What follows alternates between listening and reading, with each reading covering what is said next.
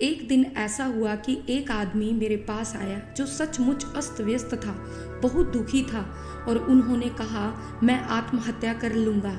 मैंने कहा क्यों? उन्होंने कहा मैंने अपनी पत्नी पर भरोसा किया और उसने मुझे धोखा दिया है। मैंने उस पर पूरा भरोसा किया था और वह किसी और मर्द से प्यार करती थी और मुझे इसके बारे में अभी तक कभी पता नहीं चला। मेरे हाथ कुछ पत्र लगे हैं जो फिर मैंने पूछताछ की, फिर मैंने जोर दिया और अब उसने कबूल कर लिया है कि वह हमेशा प्यार में रही है। मैंने कहा आप कहते हैं कि आपने उस पर भरोसा किया। उन्होंने कहा हाँ, मैंने उस पर भरोसा किया और उसने मुझे धोखा दिया। विश्वास से आपका क्या तात्पर्य है? विश्वास के बारे में कुछ गलत धारणा। भरोसा भी राजनीतिक लगता है। तुमने उस पर भरोसा किया ताकि वह तुम्हें धोखा ना दे। तुम्हारा भरोसा एक चाल थी, अब आप उसे दोषी महसूस कराना चाहते हैं। यह भरोसा नहीं है। वह बहुत हैरान था। उन्होंने कहा फिर भरोसे से आपका क्या मतलब है? अगर यह भरोसा नहीं है। मैंने उस पर बिना शर्त भरोसा किया। मैंने कहा अगर मैं आपकी जगह होता तो मेरे लिए विश्वास का मतलब होता कि मुझे उसकी स्वतंत्रता पर भरोसा है। यदि आप किसी व्यक्ति से प्रेम करते हैं तो आप उसकी स्वतंत्रता को कैसे नष्ट कर सकते हैं? यदि आप किसी व्यक्ति पर भरोसा करते हैं तो आप उस पर या उसकी स्वतंत्रता पर भी भरोसा करते हैं। और मुझे उसकी बुद्धि पर भरोसा है और मुझे उसकी प्रेम करने की क्षमता पर भरोसा है। अगर उसे किसी और से प्यार हो जाए तो मुझे उस पर भी भरोसा है। वह बुद्धिमान है, वह चुन सकती है, वह स्वतंत्र है, वह प्रेम कर सकती है। मुझे उसकी समझ पर भरोसा है। जब आप उसकी बुद्धिमत्ता, उसकी समझ, उसकी जागरूकता पर भरोसा करते हैं तो आप उस पर भरोसा करते हैं। और अगर उसे लगता है कि वह किसी और के साथ प्यार में जाना चाहेगी तो यह बिल्कुल ठीक है। यदि आपको दर्द भी महसूस होता है तो यह आपकी समस्या है, यह उसकी समस्या नहीं है।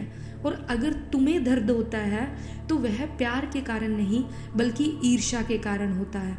यह कैसा भरोसा है जो आप कहते हैं कि इसे धोखा दिया गया है? भरोसे के बारे में मेरी समझ यह है कि इसके साथ विश्वासघात नहीं किया जा सकता। इसकी प्रकृति से, इसकी परिभाषा से विश्वास को धोखा नहीं दिया जा सकता है। विश्वास को धोखा देना असंभव है। अगर विश्वास को धोखा दिया जा सकता है तो वह विश्वास नहीं है। इस पर विचार करें।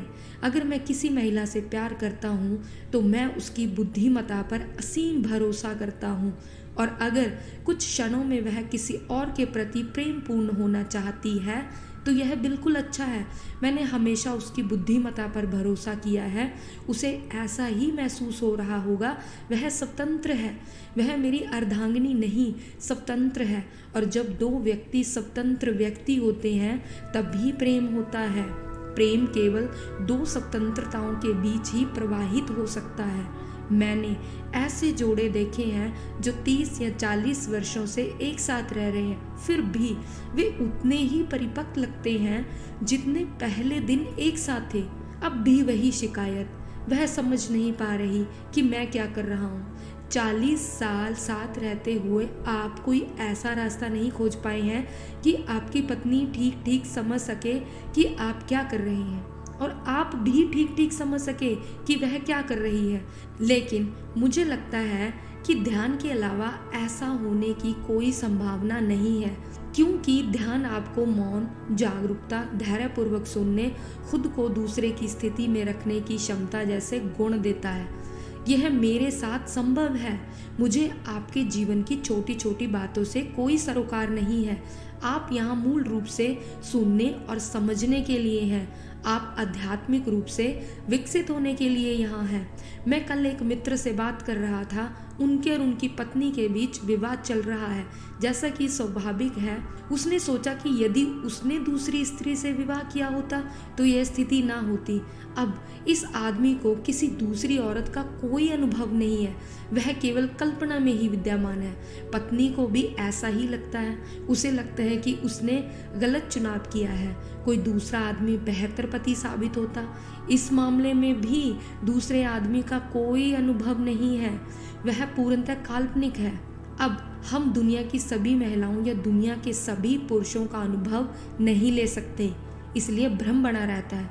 मैंने अपने दोस्त से कहा, यह इस महिला या उस महिला का सवाल नहीं है, यह आपके अलग अलग स्वभाव का सवाल है। आपके स्वभाव में संघर्ष है और यह एक पुरुष और एक महिला के बीच की व्यवस्था है जिसे समाज ने निर्धारित किया है।